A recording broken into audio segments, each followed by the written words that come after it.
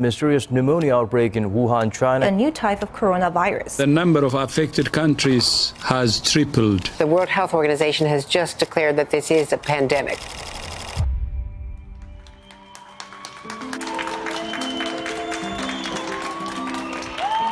The city supports all essential workers who are showing up every day. It's still March. And the Oscar goes to Parasite. Please sit down. Thank you. I've never seen her before. Hey, all you cool cats and kittens. So, folklore is out. Dodgers have won it all in 2020. The Los Angeles Lakers. This is so much bigger than just us. I always say talent is more important than experience. I've always said that. Everybody right now is worried that TikTok's going to be banned in the United States.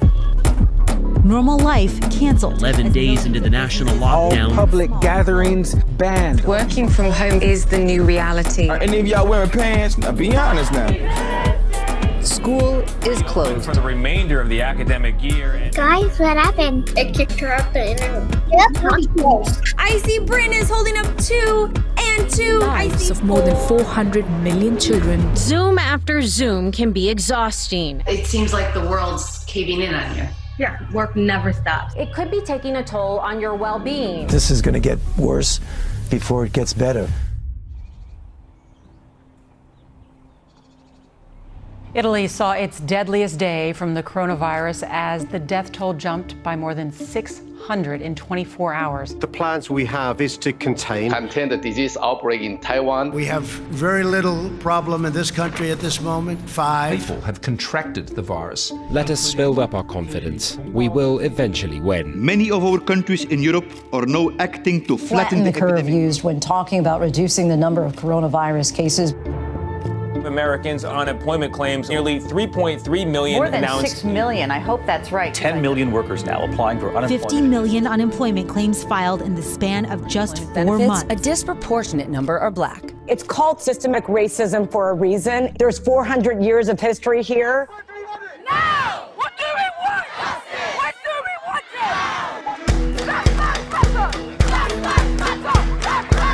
One man's death has rekindled this movement around the world.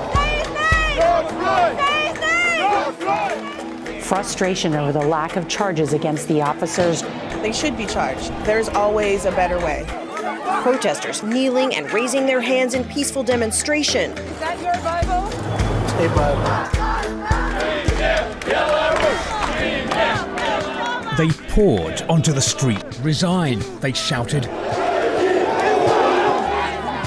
We want protection of our indigenous identity. Against the killing of the youth, we want a new Nigeria where righteousness, peace, and justice reign. They are scared. They fear they are losing the power.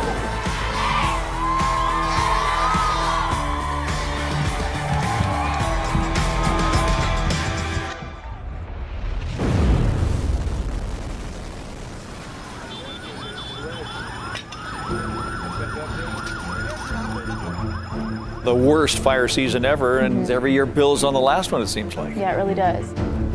This is everything we've worked for the last 35 years, gone. This looks more like Mars. One of the most busy hurricane seasons ever on record. Devastation in Puerto Rico. India and Pakistan are facing their worst locust outbreak in 70 years. Cases are up. More than 30 states and Puerto Rico reporting cases on the rise.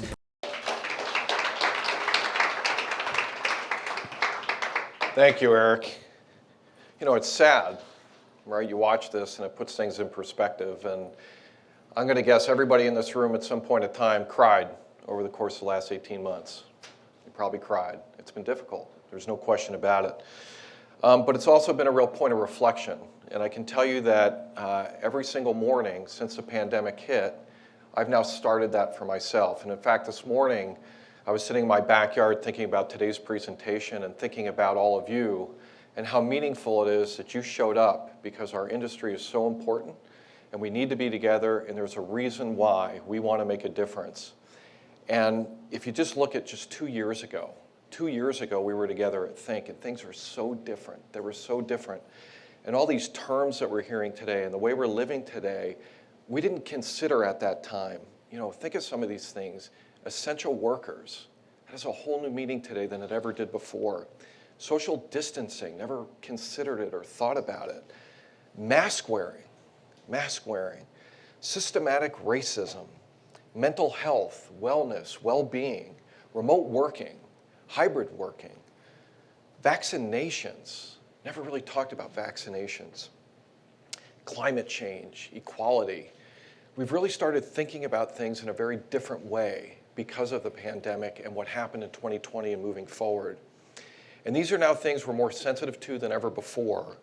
And what's most important for all of us to recognize is, as leaders in this industry, in our community, in our families, it is a time for change. It is a time for self-reflection, and we have to do something.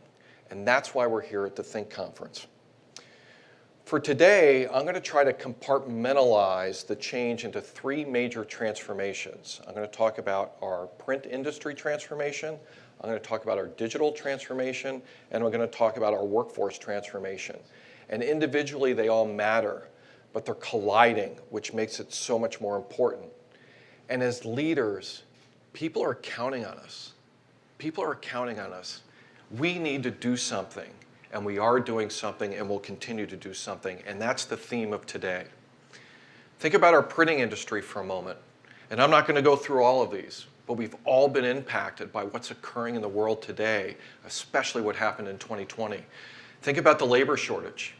Retaining employees has never been more difficult than it has today. It is difficult to keep people. They want to be tied to something. They want to know what you stand for. They want to know what their job means. And retaining employees is paramount for all of us. One of the reasons why is it's so difficult to find new people to bring into our organizations. There just simply is not enough labor out there to help us. Look at shipping delays. You all have SLAs. You have to get your product out at a specific time for a very specific customer. It's hard to do today. Things are not moving as fast. And look at the supply chain. We're print manufacturers. We're not printing companies. We're print manufacturers. You're counting on all these different materials to come in and to make a finished product. There's delays. You've had to rely on new suppliers. And there's inflationary conditions, so you're paying more in order to get these things in, and you're not always sure the timing that it's going to happen. And there's also been a lot of consolidation. And although the consolidation in 2020 slowed, we've regained momentum in 2021. And what's that mean? What it means is the landscape of our industry is dramatically changing. In fact, 38% of all printers believe that M&A is going to be a big part of their growth over the next 5 years. And for the commercial printers that are in the room today, they believe, 49% of them believe, that M&A is going to be their #1 growth factor moving forward. And why is that? It's because you have to reach new customers, which means you're going to have new products and services. You're going to have to do more. You want more market share, and you have to reduce the number of competitors that are out in the market. There's a lot less print today, and you're all competing for that print, and there's a lot of you. This is happening whether we want to hear it or not. And the smaller companies are probably going to be acquired, and some are going to close up in response to this increased competitive pressure that we have. This is real. This is happening, and this will continue to happen. Let's look at the digital transformation. So what does that mean for us? Think about this for a minute. 65% of all of your communications in 2020 were electronic. They were not face-to-face. 65% were electronic. Why is this a problem? So let me give you a real-life example of why this is a problem. My buddy Chris Kropak works for PCI. He's the president and CEO of PCI. And I think it was about 3 or 4 years ago, and Chris Petro, our vice president of strategic sales, said to me, "You need to get on an airplane and you got to go sit with this guy," because we were about to lose that business to a competitor. And that's how dire the situation was. I don't like to go anywhere. I don't like to fly. I don't like to travel. And Chris said, "You got to get on an airplane." I said, no, let's just do a conference call. It'll be fine. He said, "Get on the airplane." I got on the airplane. I sat in front of Chris Kropak. And what happened during that meeting? I got to see his body language. I got to shake his hand. I got to see his eyes. We got to look at each other. We got to understand each other. I got to look over his shoulder and see his fish tank, see his political views, which they're all over his office, by the way. I got to learn he's a Giants fan. But what that did was it led to a whole different level of conversation. And we started building a relationship through that conversation. And we got to understand what's important to him and what's important to me and our companies. And you know what? He awarded us that business. And not only do we have the business at PCI today, Chris is a close personal friend of mine now. That doesn't happen over Zoom. It doesn't happen over Teams, and it doesn't happen over Skype. Granted, we love these platforms, and they do a variety of good for us. But our senses are critical. There's a reason why we have these 5 senses. And this is how we process information. It's that simple. And in order to get a complete picture of the environment that's around us, you can't do it from a screen. You have to shake hands with people. You have to get to know people. And again, if you think about these video conferences, they're great, and we're grateful that we have them, but nobody's shaking hands. Sometimes people don't turn on the video. You can't see the body language. You don't break for lunch. And you're not really engaging in a conversation. So what happens? Oop, meeting pops up. Oh, let me click on the link. I click on the link. I make sure my video works. I make sure my audio works. I go in. Somebody says, hey, we're just waiting for 2 more people. The 2 more people show up. You get into the dialogue. Okay, this is what's happening. Great, we all good. Fantastic. Click, you hang up. It's all monologue. There is no conversation happening. So your senses are not playing into this relationship building. It's not helping you with your decision making. It doesn't help accelerate productivity. We have to be connected. And we talk about wellness and mental health. Our senses help drive our mental health. And this is critical to our survival. So digital communication remains really important. But for all of us in the room that have become really comfortable with communicating on Teams and conference calls only, I would tell you that it's probably not going to help you grow your business because you're not going to establish the relationships. And I know you all get that, and I know you all get that because you're here. Obviously, you're here for a reason. And how great was it just last night to embrace some people and shake hands and look them in the eye. And when you were talking to them, it wasn't all about the business, right? Your conversations went in all kinds of different directions. And you probably woke up this morning just so grateful for the time that we had last night. And you probably walked away from last night with things you're going to bring back to your business. The 5 senses are critical. There's a reason why we have them. Let's look at the workforce. What's happening in the workforce? This is probably the most problematic area for all of us. Labor is the most problematic for everybody. And in 2021, there was a Wall Street Journal report that said the rate of workers leaving their jobs is the highest it's been in 2 decades. The highest it's been. Why are people leaving their jobs?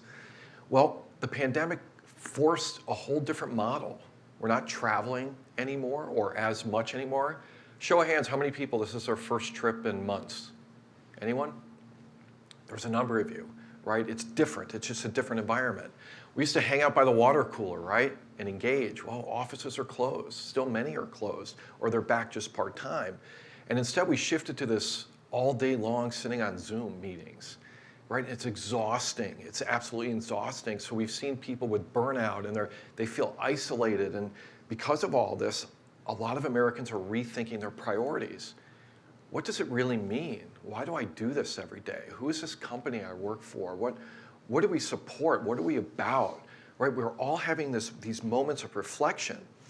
And in June 2021, in a Forbes article, Jack Kelly wrote that people started thinking about what they've been doing and whether they want to continue doing the same thing 5 to 25 years from now. So why is this important? You're responsible for employees in your company. They're rethinking what they want to do with their lives. How are you going to help those people connect to your business? Because if they're not connected to your business, guess what? They're probably going to go do something else because things are radically different whether we want to accept that or not. And it doesn't matter what you believe in or what political state you're in and what side. It's not about sides. This stuff is real. And we as leaders have to really consider what's happening today. Look at how the major brands are responding. These are your customers. These are your customers. How are they responding? It's very different. This is JPMC, one of the largest financial institutions in the world, and on the very front cover, they talk about $30 billion being invested over the next 5 years to address the key drivers of the racial wealth divide. On the front cover of their annual report. This means something to that organization. And if you want to work with this organization, you better understand that. They want to reduce systematic racism. It's on page 3. Page 3, before the financials. It's on page 19. On page 19, they start talking about we have to invest more in our people. We need to retain our people. We are going to invest in our leaders, and we're going to put money against our organization to do the best possible job for the people that are with our company today. That's what matters to JP Morgan Chase. So if you want to do business with them, your values probably need to line up. What's happening with Procter & Gamble? Another great example, another major brand. We're all about protecting and serving. It's on page 4. We're going to step up for the communities we serve and for the people that are counting on us today. We're going to empower our organization. We want them to make better decisions. We want them to be a part. We want to be more inclusive. How many times have you heard the word inclusion over the course of the last 18 months? And ethics and corporate responsibility are paramount to our organizational culture. That's Procter & Gamble. They're not talking about their financials. They're talking about who they are and what they represent. These are 3 print ads. We love printing, so there's got to be some printing in here somewhere. These are 3 print ads from 2020 into 2021. Look at these 3 ads. They say nothing about the company's product. They say nothing about their service.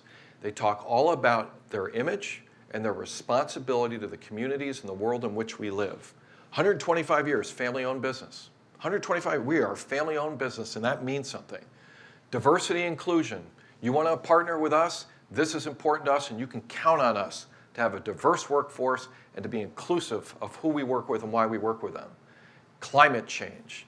Whether you believe what's happening out there or not doesn't matter. What does matter is there's a large portion of our population that does. And you know what? Citi's one of them. So if you want to do business with Citi, these people are investing $500 billion to do better, to make our world a better place and a more sustainable place. This matters. I ask you, what do you stand for? What does your company stand for? Our customers and our employees expect us to evolve and embrace the times. We have a number of millennials that we've brought in just the last 2 years. They're asking questions. What are we all about? Where are we going? What matters? And these are very, very important questions.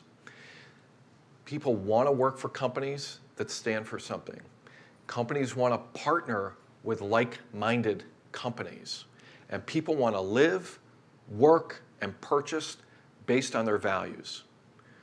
So again, I'm going to ask you, how are you going to stand out? How are you going to stand out? And as leaders, that's the most fundamental question for you to answer. And when I say leaders, it doesn't matter if you're the president of the company. It matters if you've got a small team of people. It matters if you're running a project. It matters if you're running a division or a small part of the business. It's up to you. And if you don't do it, it's not going to happen. What is your culture? We have to radically rethink the way we do business. Our strategies are different. Our systems are different. We have to consider how we use digital technology versus face-to-face. We have to reimagine the way we recruit people. You can't just recruit people anymore. There's a lot of competition out there. If any one of you in this room want a job today, you've got 3, 5, 10 options, okay? You have to reimagine the way you engage people, the way you compensate people, and the way you're going to retain the current people within your organization. And to do all of this, you have to reflect. You have to take time. This isn't something that you just do, oh, I've got a half hour in my calendar. I think I'm going to focus on retention. I'm going to think about, oh, I got an hour here. It doesn't work that way. You have to take the appropriate amount of time. This is hours. This is days. This is real thinking. This is strategy. And it's not just true for us. It's true for all the customers that we serve. And we have to realize that this is top of mind for them. And it has to be top of mind for us. It has to be top of mind for us. And people are counting on us. This is where culture, your company culture, your brand, your customer experience come into play. These things are really important to answer the questions of who we are. Culture is the foundation for your business success, and this is the place where leaders spend the least amount of time. You get so caught up in the day-to-day and the tactical and taking care of a customer that you really don't sit back and think about, what do I want for my company? And what's important? What do I want for my employees? And that's where we need to get to. And it all begins with your company culture. So take a look at this model. Who are we? What do we stand for? How do we operate? What type of people do we want to hire? What type of people do we want to retain? Are we about profits first? Or are we about customers first? That's an important question on how you're going to move forward and work with your clients. Which one is it? What rules are okay to break? What are our policies? Who's empowered? Who isn't? Who gets certain information and who does not? Is decision-making top-down or is it bottoms-up? Which is it? Who's going to answer these questions? That's up to you as leaders to answer these questions. And again, you don't do it in a half an hour. And these beliefs and these behaviors that I just asked questions about are the fundamental drivers behind your ability to grow your business, drive more revenue, and be more profitable. You decide this. As leaders, you decide your culture. Nobody tells you what your culture is. It's up to you to decide, and you decide what it is. And if I asked you today, or tonight when I see you, what is your culture? Some of you are going to have to really think about that. It's not okay. It's not okay. That needs to roll right off your tongue. You have to start thinking about it if you haven't already. And oh, by the way, if I went to 10 of your employees and said, what's culture? Granted, this is an evolution and this is a journey we're all on. What is your culture? And I bet you that those 10 people will have very different answers. They don't have to be the same answer, by the way, but you want to have them consistent, because in order for you to drive a consistent brand and a consistent customer experience, your people have to know what they're a part of and what's important as they move forward. And your company brand, your culture plays right into the brand. So who you are as an organization is what your brand represents. It's not a logo. It's not a color. It's not something you see on a billboard. That's not your brand. That's not what it is. This is your identity we're talking about, right? And how do you get to your identity? It's about your beliefs. This is about your vision for your company. This is about what you represent in the market. And if you think about it internally, this is maybe the most important thing for your team to understand. Like, who are we? So if you ask anybody in my organization, I'm hopeful that the answer is, when somebody says, well, what business are you? Like, what do you guys do? We're in the business to enable pages for our customers. So when you come in every single morning, that's what you do. It doesn't matter if you're in operations or marketing, that's what we do. That's what we're about. We're in the business of driving pages for our customers. So everything you do plays a role in making that happen. That's who we are as an organization. And by the way, we didn't wake up one day and decide that's what we need to do. That took a lot of planning and a lot of thought and a lot of teamwork to get there. Your culture manifests itself into your brand. And your brand is the way it's communicated out. And that is the customer experience. And we have to really think about our customer experience. Why does this matter? Like, does this really matter? This is soft. Come on, Francis, this is soft. This is soft stuff. What's this have to do with selling stuff and driving revenue? And, these are soft skills you're talking about. Well, guess what? They're the most important. Not only are they the most important, as I mentioned earlier, this is where all of us spend the least amount of time. And it's not okay anymore. Maybe you got away with it for a long time, but the world is a different place. The world's 40 strongest brands yielded almost twice the total return to shareholders. The biggest brands. Why is that? Because they mean something. There's an emotional attachment. People want to do business with these brands. How did that happen? It started with culture. And I love this one. Purpose-driven brands, purpose-driven companies achieve twice the brand value of those that are purely focused on profit generation. Why are we here? always will trump the P&L. By the way, the P&L is damn important. Don't get me wrong, it's damn important. What I'm suggesting to you is it's not the starting point. The starting point is your culture, and it's your people, and it's what you stand for.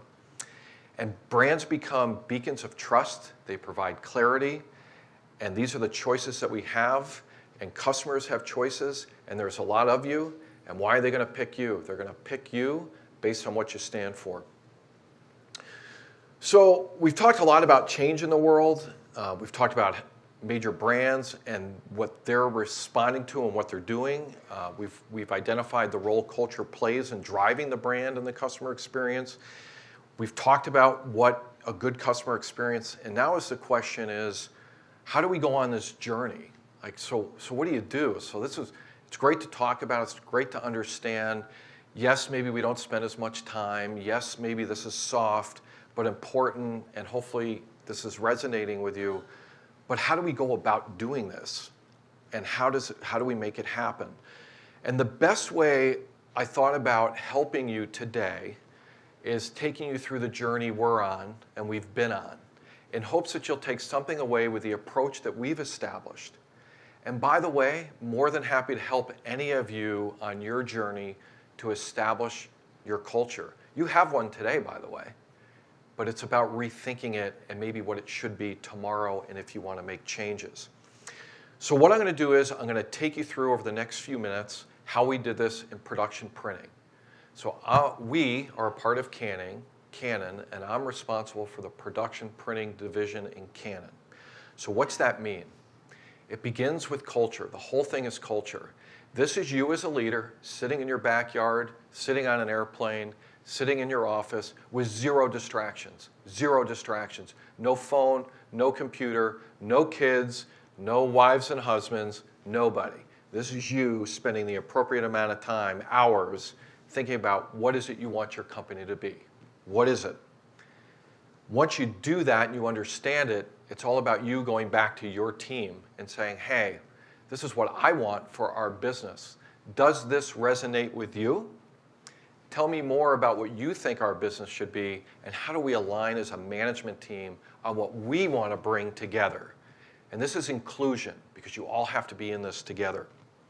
And from that, it's working with your team. And again, it doesn't matter if you're running a project, you're running a business, or you're running a department. Doesn't matter, right? This is all up to you, and you can use the same methodology. Then it's all about, what's our mission? What is it we do? We come in every single morning. What is it we do? And then your vision, especially as you're trying to retain people and attract new ones. People want to know where you're going. Like, we just come in here every day and hope great things happen? Like, are we going somewhere? What do we represent? Where are we going? You got to help people understand we're going somewhere, man. And you want to be a part of this, right? You want to be excited.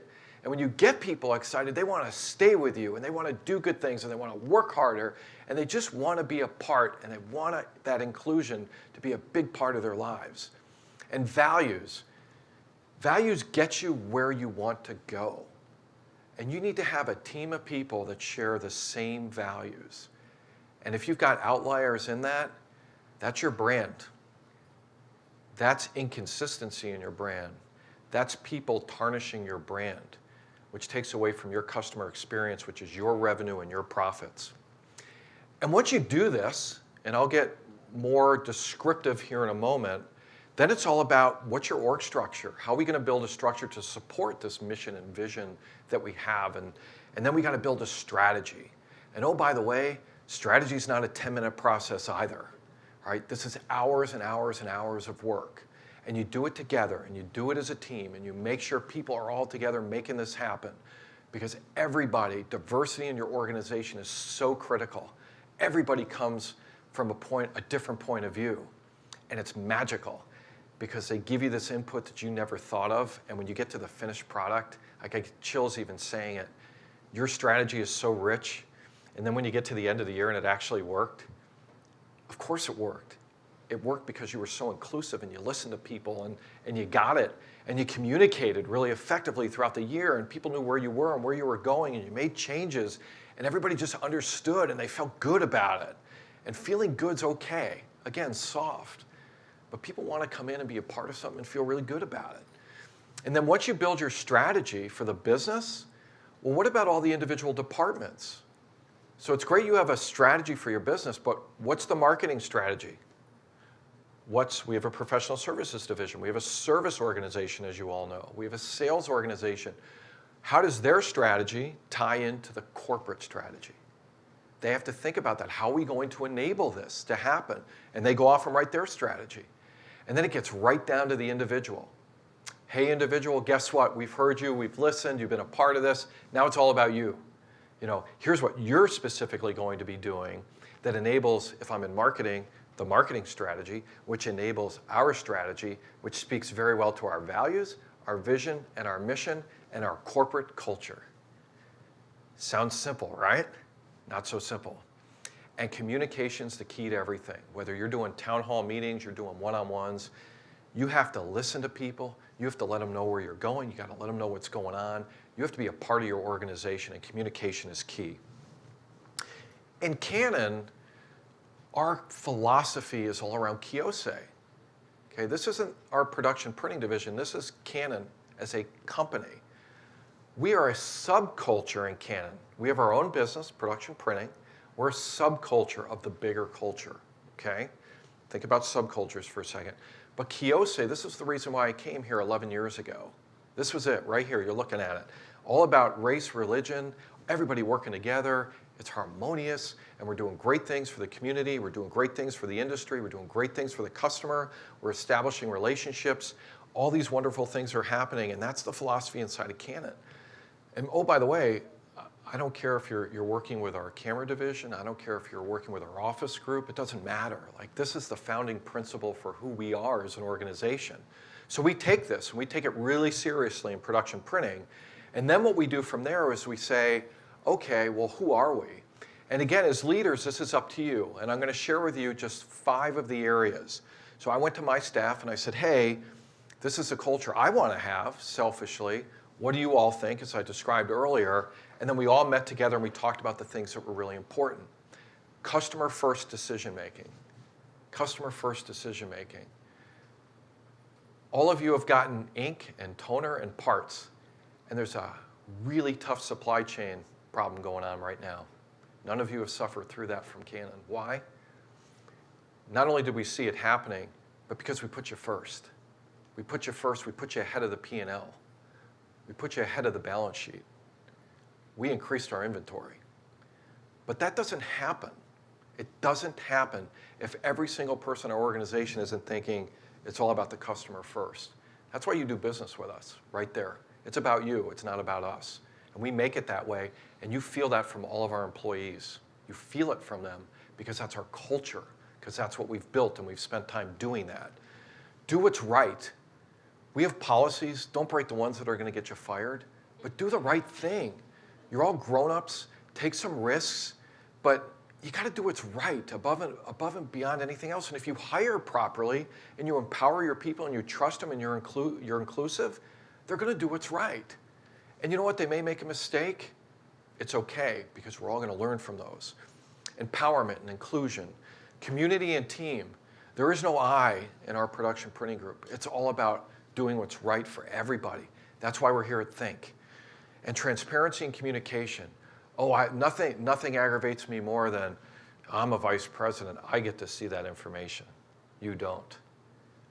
Well, how are we going to help that person grow? How are we going to help them make decisions? Are we really empowering?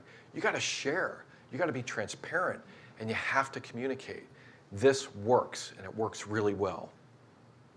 So look at our mission, right? This too wasn't, hey, let's put together a pretty slide one day, and hey, marketing, can you figure this out for me and put some cool words on a sheet, and let's figure. No. This is hours and hours of work and discussion and whiteboarding and just trying to figure out who we are. And we do this as a team. We do it as an organization.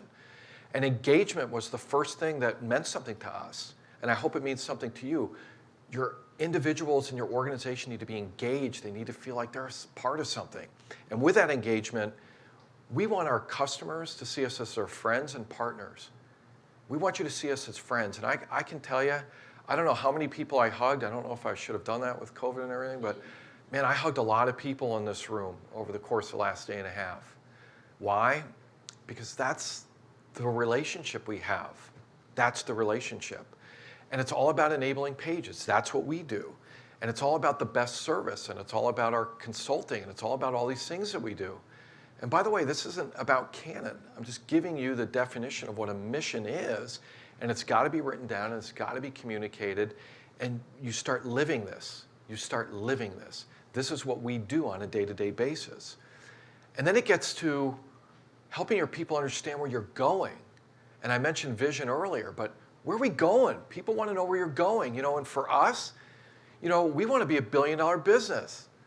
And when you talk to people that are thinking about a 5 or 10 year career, you know, like, wow, we're going to become $1 billion. Really?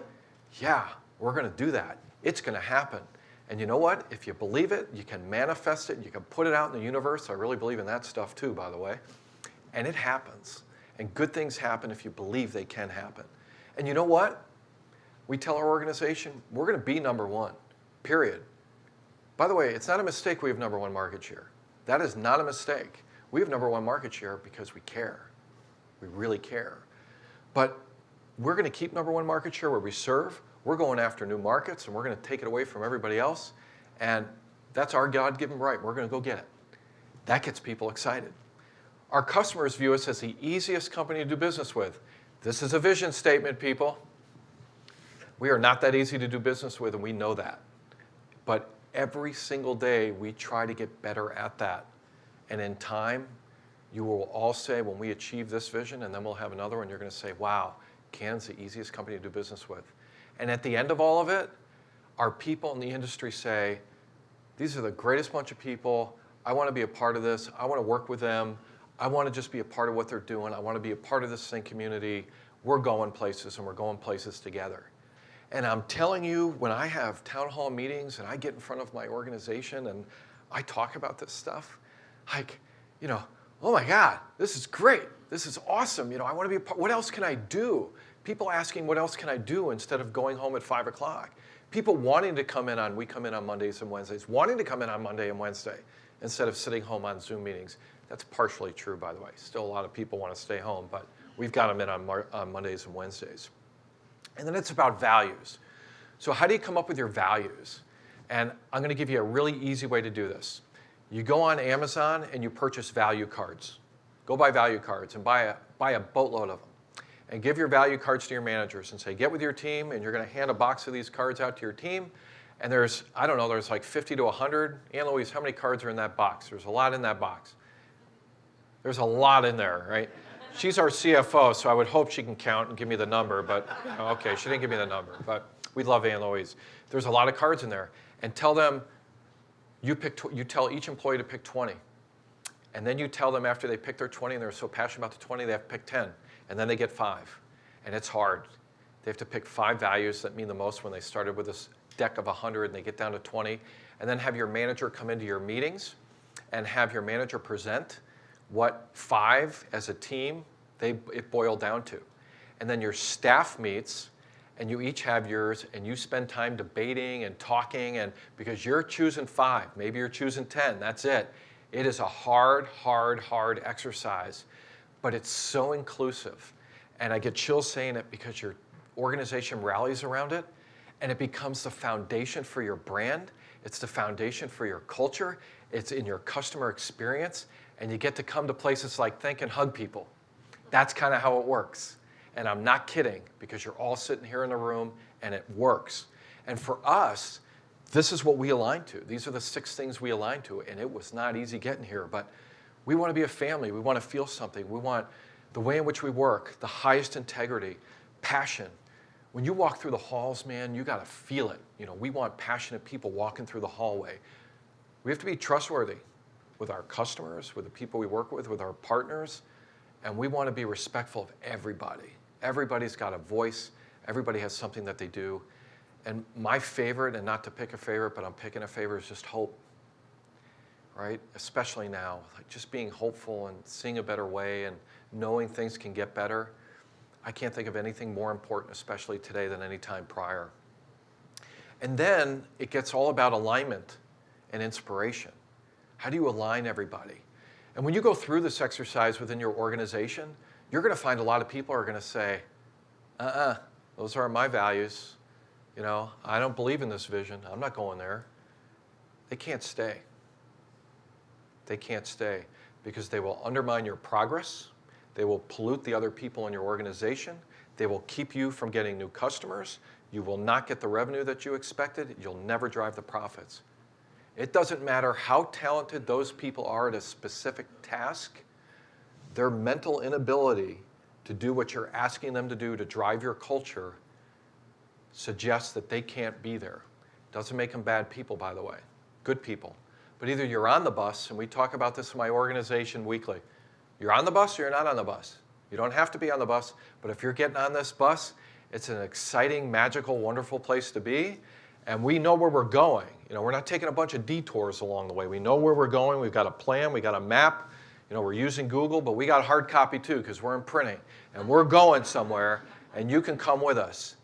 And then it's all about you as leaders. The hardest thing of all is providing a level of inspiration to your people. Our job is to shed light. We don't master the situation, and that's not easy to do. But give people confidence. Let them do things. Let them take risks. Let them move forward. And if you do that, they become champions of your cause. They become your best employees and people that are just going to take you to the next level. We also talk a lot about walking with purpose. And let me give you an example here. We have, how do we make revenue in production printing? You buy ink from us, or toner, service, and hardware.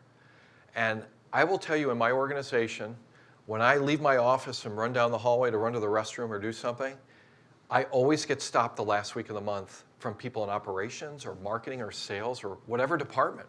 And they say, how are we doing on supply revenue this month? How are we doing? Think about that connection. Like people who, like, they do a very specific job, but they know what they're connected to. How are we doing on supply revenue? I mean, what a beautiful thing that they care about how we're doing.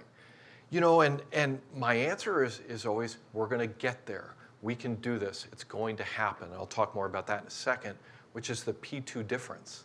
So P squared, we talk a lot about P squared in our organization. What is P squared? This is a positive perspective. This is about seeing things that can happen or can't happen. So let's go to supplies for a minute. Francis, are we going to make supply number this month? Are we going to make? Yes, we are. You know why? Because we've got a couple really big customers that haven't ordered supplies yet. And I know they're going to order. I know it's going to happen. And you know what? The trending is really good. The trending's really good the last couple months, and I'm confident that trending is going to continue. And you know what? We sold a lot of equipment this year, and those volumes are going to start picking up. So I know this is going to happen. It's going to happen. And you manifest that, and you put it out there, and you start seeing every reason why what I just told you is true. You start seeing it, and it happens, which is very different than, we're not going to make that supply number this month. These two customers haven't ordered yet this month. They're not going to order. I know they're not going to. They're not going to order. And you give up. The trending, that trending's not going to continue. It's not going to happen. But this is the difference between having a positive perspective, because if you have that, you'll see all the reasons why something can happen versus all the reasons why it can't happen. And I'm telling you, every single month we're like, we can do it. We can do it. Our service organization working with all of you, impossible tasks, what a hard job these people have. We can do it, we can make it happen. So how does this show up? How does it manifest itself? Well, think about this. We have pretty competent people that work with you. I think you would probably, hopefully agree with that. This attitude and effort shows up everywhere. Granted, we're always trying to get better with service, but in our industry, we're best at it. Why? Because we have a culture that says we're going to have the best service organization. We're going to invest there. We're going to spend the money. We're going to make it happen. We're going to invest in training. We're going to do it. Parts, ink, and toner availability. I mentioned this. And parts. Think about the decisions we had to make last March. Forget about the P&L. What do we have to do for our customers to make sure that as printing starts ramping up, that you have what you need in order to do printing? That wasn't an accident. That was a conscientious decision because that's our culture. That's our culture. That's who we are. Our turnover rate, we've barely lost anybody in our organization. Why? Because they're connected, they're included, they're empowered, they get it, they see where we're going. You walk around our office, you see pictures of our employees, you see our partner names, you see our customers, you see photos, you see people in our demo room, you see our mission, vision, values, you see P squared, you see Kiyose, you see all these reminders when you come in all day of who we are as an organization. What's hanging in your office? What's reminding your people of who you are and what you do? And you gotta communicate. What's your communication plan? And again, this isn't a 5-minute exercise. How am I going to communicate with my people? And this isn't a monthly or quarterly thing. This is a consistent, constant thing that you have to do. And it's not just one way. It's not monologue. It's a dialogue. Think about all the ways we show up. And I'm not going to go through all of these. Without this culture, there is no think. Because our culture isn't about community and coming together. It is. That's why we have think. We think about coming in and helping you to drive print. We do that through Project 360. That doesn't just happen. We talk about bringing young people into our industry. We have a University Inkjet program. And oh, by the way, started by 2 of the youngest members of our organization because they were empowered. We let them do whatever the hell it is they want to do for the better of the business. And they went out and created this program because we didn't tell them they had to listen to the senior management on what we can do or can't do. We think about our Future Authors program and helping people with publishing. Again, this is who we are, and this is how it shows up. So what I ask all of you to do is just really consider if you don't have a defined culture, if people don't really understand who they work for, if people don't understand what your brand is or your customers and what that experience is that you're delivering, and is it consistent, it's right now. And this has always been important. This isn't new. And we're all well educated, and you can pull up all the textbooks and it says it. But the times are different, and you think about that video. Things are really different. Whether what you agree with or disagree with or your political views, it doesn't matter.